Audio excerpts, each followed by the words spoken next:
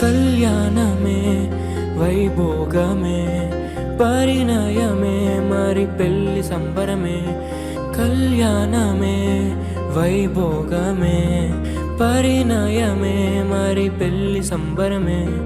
అందాల వరుడు పరిశుద్ధుడు చక్కని వధువు కన్యాకు.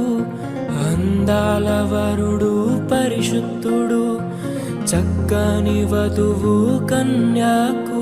జరిగే పరిశుద్ధ వివాహమే పెరిగే నిరంతర సంతోషమే. జరిగే పరిశుద్ధ